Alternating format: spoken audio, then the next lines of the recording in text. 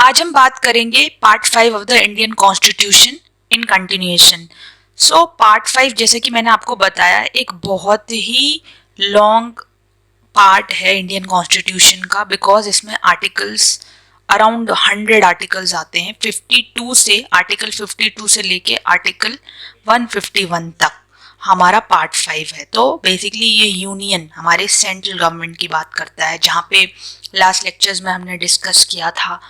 We talked about the president का कैसे election होता है, ओके, प्रेसिडेंट को कैसे इम्पीच किया जा सकता है, उसकी उनकी पावर्स क्या होती है, लेजिस्लेटिव पावर्स, जुडिशरी या फिर आपका एग्जीक्यूटिव पावर्स। तो ये सारे हमने डिस्कस किए थे। अब हमारे जो पार्ट 5 में है बेसिकली वाइस प्रेसिडेंट के बारे में भी बात की गई है, पार्लियामेंट के बारे में भी बात की गई, along with the speakers of the Lok Sabha and the Rajya Sabha. आज हम बात करेंगे वाइस प्रेसिडेंट की और हमारे पार्लियामेंट की। तो देखो, वाइस प्रेसिडेंट जो है ऑब्वियसली, जैसे कि मैंने आपको बताया पार्ट 5 में बेसिकली उनके इलेक्शन, ठीक है, उनके इलेक्शन, उनकी पावर्स या फिर उनके इम्पीचमेंट के बारे में बात की गई है। सो जैसे कि आपको पता ही है कि हमारा जो पार्लियामेंट है उसमें 2 सदन होते हैं, राज्यसभा और Lok Sabha. So vice president is the ex officio chairperson of the upper house. Upper house किसे कहते हैं? राज्यसभा को। सो वो प्रेसिडेंट भी एक्ट कर सकते हैं, एज प्रेसिडेंट भी एक्ट कर सकते हैं in case of death, resignation या इम्पीचमेंट ऑफ द प्रेसिडेंट। अगर प्रेसिडेंट की मृत्यु हो जाती है किसी कारणवश, या वो रिजाइन कर देते हैं या फिर उनको हटाया जाता है किसी भी कारणवश, तो उनको वाइस प्रेसिडेंट बन सकता है। लेकिन वो 6 मंथ से ज़्यादा नहीं रह सकते, क्योंकि विद इन 6 मंथ एक नया प्रेसिडेंट अपॉइंट करना होता है। During this period he gets the emoluments of the president and ceases to act as the chairperson of the upper house. तो इस पीरियड के दौरान वो उनको जो सैलरीज वगैरह मिलती है, we all know Indian constitution में 12 शेड्यूल्स हैं। सेकंड शेड्यूल में सैलरीज की एमोल्यूमेंट्स की बात की गई है। तो उसके हिसाब से प्रेसिडेंट का जो एमोल्यूमेंट है, अलाउंसेस वगैरह हैं, सारे किसको मिलते हैं? वाइस प्रेसिडेंट को मिलते हैं, जब तक वो प्रेसिडेंट रहते हैं। Okay, so who is the current vice president of India? He is mister Jaydeep Dhankhar. Okay, and we all know the president is Draupadi Murmu, right? तो इस फोटो में भी आप देख सकते हैं। Article 66 election of vice president. अब वाइस प्रेसिडेंट का चुनाव होता कैसे है? देखो, मैंने आपको बताया था लास्ट वीडियो में कि प्रेसिडेंट का जो चुनाव होता है वो इलेक्टेड मेंबर्स कर सकते हैं। इलेक्टेड मेंबर्स मतलब जो लोगों द्वारा चुने गए हैं।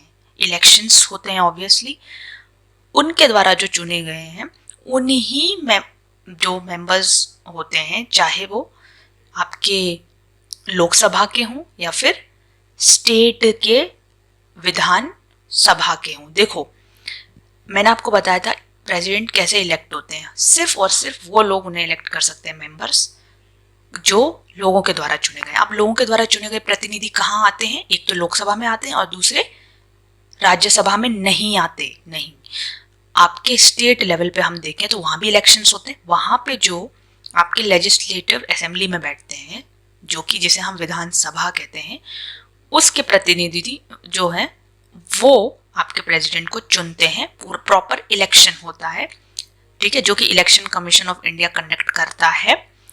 ओके, और जो मेजॉरिटी वोट्स होते हैं उसके हिसाब से आपका डिसीजन लिया जाता है कि कौन बनेगा प्रेसिडेंट। अब वाइस प्रेसिडेंट के केस में थोड़ा सा कुछ अलग है कहानी। इसमें बेसिकली आपके जो लोकसभा और राज्यसभा के मेंबर्स हैं वो ही इनको चुनते हैं।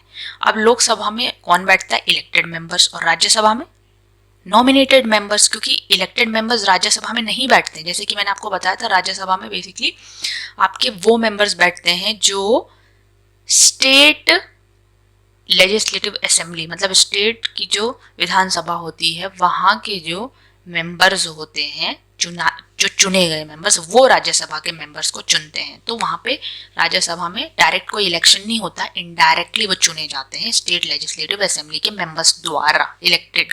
अब वाइस प्रेसिडेंट का इलेक्शन कैसे होता है, मैंने जैसे आपको बताया कि लोकसभा और राज्यसभा के मेंबर्स दोनों चुनते हैं, क्योंकि वहां पे इलेक्टेड और नॉमिनेटेड मेंबर्स दोनों होते हैं, वो इनका चुनाव करते हैं। प्रॉपर इलेक्शन होता है, इलेक्टोरल कॉलेज बोला जाता है उसको, उनको बैलेट पेपर दिया जाता है मेंबर्स को, और वो जो भी नाम चुनना चाहते हैं, वहाँ पे बहुत सारे नाम मेंशन्ड होते हैं और उनमें से वो एक नाम चुनते हैं और उसे आगे फॉरवर्ड करते हैं। फिर एक कोटा या मेजॉरिटी जिस भी कैंडिडेट को मिल जाती है, ही और शी विंस द इलेक्शन, और ये भी election commission of India monitor करता है। ओके, अब बात करते हैं parliament of India. This is very very predominant important, because see parliament में हमने देखो प्रेसिडेंट को डिस्कस किया था, राइट। प्रेसिडेंट के बारे में हमने सब कुछ डिस्कस किया कि प्रेसिडेंट को कैसे इलेक्ट किया जाता है, प्रेसिडेंट की क्वालिफिकेशन क्या होनी चाहिए, एलिजिबिलिटी, उनकी powers, every type of power, be it legislative, executive या फिर जुडिशियल पावर्स, सारे पावर्स हमने डिस्कस की थी, कैसे उनको इम्पीच किया जा सकता है। ओके, अब लोकसभा और राज्यसभा के बारे में भी जानना जरूरी है। देखो राज्यसभा की अगर हम बात करें तो उसे अपर हाउस कहते हैं। अपर हाउस का मतलब आप समझते हो, राइट। अब वहां पे इनडायरेक्टली अपॉइंटेड मेंबर्स होते हैं, कहाँ से, स्टेट लेजिस्लेटिव असेंबली के मेंबर्स, इलेक्टेड मेंबर्स द्वारा। अब राज्यसभा एंड लोकसभा की जो बात की गई है, देखो प्रेसिडेंट की बात कहाँ से कहाँ तक की गई है, आर्टिकल 52, ठीक है, आर्टिकल 52 से लेके प्रेसिडेंट और वाइस प्रेसिडेंट की बात की गई है आर्टिकल 78 तक। अब आर्टिकल 79 से 122 तक बात की गई है राज्यसभा और लोकसभा के बारे में, ओके, जो कि पार्लियामेंट का पार्ट है अलोंग विद प्रेसिडेंट। अब देखो यहाँ पे आप ये पिक्चर में देख रहे हो, this is a new parliament building. Okay, next, अब कॉम्पोजिशन की बात करें या स्ट्रक्चर की बात करें राज्यसभा की, तो देखो मैक्सिमम स्ट्रेंथ जो हो सकती है ना राज्यसभा की 250 हो सकती है, लेकिन अब भी अगर हम देखें तो 245 मेंबर्स हैं। अब देखो out of 250 members 238 are to be representative of the states, ठीक है। 250 जो मैक्सिमम स्ट्रेंथ है उसमें से 238 तो कौन होने चाहिए, स्टेट्स के रिप्रेजेंटेटिव्स होने चाहिए, okay, along with the union territories. और 12 जो है कौन नॉमिनेट करता है, हमारे प्रेसिडेंट नॉमिनेट करते हैं। आप किसको नॉमिनेट करेंगे वहां पर, जिन्होंने किसी भी फील्ड में, चाहे वो स्पोर्ट्स हो, चाहे लिटरेचर हो, any field for that matter, जिन्होंने एक्सेप्शनल अचीवमेंट्स की हैं, ठीक है, कंट्री के लिए। अब एज मेंशन्ड, जैसे मैंने आपको बताया कि एट प्रेजेंट कितने हैं, 245 मेंबर्स हैं, 229 स्टेट्स से हैं, 4 यूनियन टेरिटरीज से, यूटीज से, और 12 मेंबर्स जो हैं प्रेसिडेंट द्वारा अपॉइंटेड हैं। अब जो राज्यसभा के जो मेंबर्स हैं, जैसे कि मैंने अभी आपको बताया, are elected by the elected members of the state legislative assembly और विधानसभा। तो कौन इलेक्ट करता है, जनता नहीं करती है राज्यसभा के मेंबर्स को इलेक्ट, कौन करता है, जनता के प्रतिनिधि, जो कि कहाँ बैठे हैं, राज्यों में बैठे हैं। और राज्यों में कौन, विधानसभा में बैठे हैं, क्योंकि विधानसभा में ही जनता ने चुन के लेजिस्लेटिव असेंबली में उन्हें बिठाया है। किसी भी स्टेट को ले लो, जैसे फॉर एग्जांपल अगर मैं बात करूं दिल्ली की, दिल्ली में विधानसभा में कौन बैठा है, हमारी जनता ने किससे चुना है, आम आदमी पार्टी को। तो वो अपने कैंडिडेट्स लेके दिल्ली राज्य के राज्यसभा में भेजेंगे। लोग नहीं भेज रहे, लोगों के प्रतिनिधि भेज रहे हैं जो राज्यों में बैठे हुए हैं। Okay, so you should remember this is very important. तो कितने मेंबर्स हैं करेंटली, 245 मेंबर्स हैं, राइट। अब लोकसभा की जरा बात कर लेते हैं। लोकसभा में मैक्सिमम स्ट्रेंथ जो है 552 हो सकती है, और इसमें से 530 मेंबर्स जो है स्टेट्स के रिप्रेजेंटेटिव्स होंगे और 20 यूनियन टेरिटरी के होंगे। अब जो 2 मेंबर्स हैं वो प्रेसिडेंट एंग्लो इंडियन कम्युनिटी से भी उनको चुन सकता है, राइट। अब अभी की बात करें तो 545 मेंबर्स हैं इसमें, ओके, जो कि अब देखो लोकसभा में जो मेंबर्स होते हैं वो कैसे चुने जाते हैं आपको पता ही है, इलेक्शन होता है प्रॉपर, जिसे हम लोकसभा इलेक्शंस कहते हैं।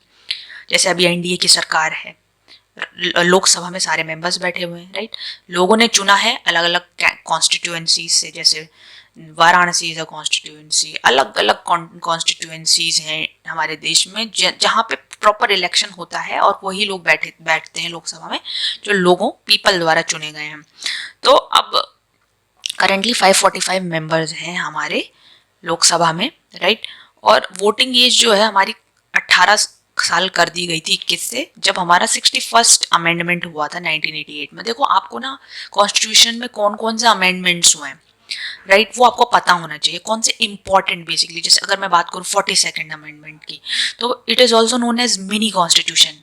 क्यों? क्योंकि वहाँ पे बहुत सारे ड्रास्टिक चेंजेस हुए थे हमारे कॉन्स्टिट्यूशन में। जैसे हमारी 11 फंडामेंटल ड्यूटीज ऐड कर दी गई थी, राइट, किसमें, पार्ट 4A में, जो कि हम ऑलरेडी डिस्कस कर चुके हैं, right. Directive principles of state policy में 2 एक्स्ट्रा ऐड कर दी गई थी। कुछ वर्ड्स ऐड किए गए थे। प्रियम्बल में देखो, प्रियम्बल हमारा first page of the constitution है, जहाँ पे हमारे सारे जो कॉन्स्टिट्यूशन में जिस चीज़ को हम फॉलो करके हमने कॉन्स्टिट्यूशन बनाया है, बेसिकली वो उन चीज़ों को मेंशन किया गया। तो कुछ वर्ड्स हैं, socialist, secular, Republic, democratic, sovereign. तो सेक्युलर, इंटीग्रिटी और एक और वर्ड जो है ऐड किया गया था 42nd अमेंडमेंट में है। तो इसे मिनी कॉन्स्टिट्यूशन कहते हैं। बहुत सारे चेंजेस ऐसे ही आपको और भी बहुत सारे 61st अमेंडमेंट में वोटिंग एज रिड्यूस की गई थी। 44th अमेंडमेंट में क्या किया गया था, right. So you should know all these. अब ड्यूरेशन बात करें, टेन्योर बात करें members of both of the houses, तो देखो राज्यसभा एक परमानेंट बॉडी है। परमानेंट इन द सेंस कि ये डिसॉल्व नहीं होती है, पर इसके जो मेंबर्स हैं 1/3 हर साल नहीं, हर दूसरे साल रिटायर होते हैं 1/3 पर, लेकिन ये दोबारा रीइलेक्ट हो सकते हैं। और मैंने आपको बताया कौन इन्हें रीइलेक्ट करता है, जो स्टेट में बैठे हुए चुने हुए नेता हैं, जिसे बोलते हैं members of legislative assemblies, MLAs, right. एक देखो पार्लियामेंट में जो लोकसभा और राज्यसभा में, वहां पे कौन बैठते हैं, MPs, मेंबर्स ऑफ पार्लियामेंट। लेकिन हमारे जो स्टेट लेवल की हम बात करें, वहां पे MLAs बैठते हैं, members of legislative assemblies. Okay, so उनको वो चुनते हैं, तो हो सकता है उनको वो दोबारा चुने। लोकसभा में देखो वो डिसॉल्व हो जाती है। क्यों? क्योंकि इलेक्शंस होते हैं प्रॉपर, 5 years का टेन्योर होता है।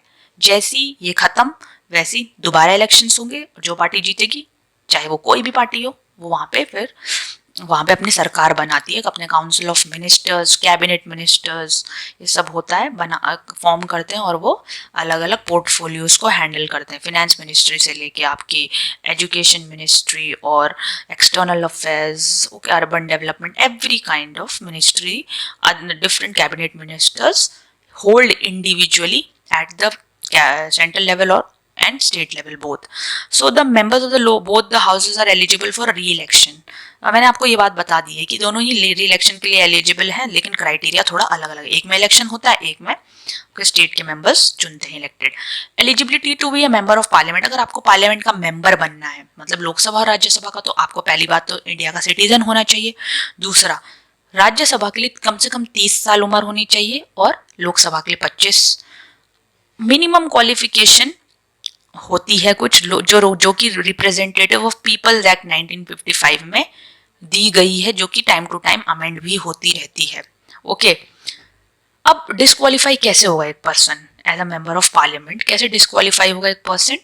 जब फॉर एग्जाम्पल अगर वो इंसॉल्वेंट घोषित कर दिया गया, मतलब दिवालिया घोषित कर दिया गया है, ठीक है, और उस पर केस अभी चल रहा है, या फिर अनसाउंड माइंड का डिक्लेयर कर दिया गया है, राइट, या फिर वो दूसरे हाउस का भी, मतलब देखो एक साथ दोनों हाउस के में आप मेंबर नहीं हो सकते, तो आपको एक ही हाउस का मेंबर होना पड़ेगा। तो ऐसी कुछ चीजें हैं जिसके बेसिस पे डिस्क्वालीफाई हो सकता है एक MP, मेंबर ऑफ पार्लियामेंट। तो होप आपको ये लेक्चर अच्छा लगा होगा। अगर लेक्चर अच्छा लगा तो वीडियो को लाइक और शेयर करना ना भूलें।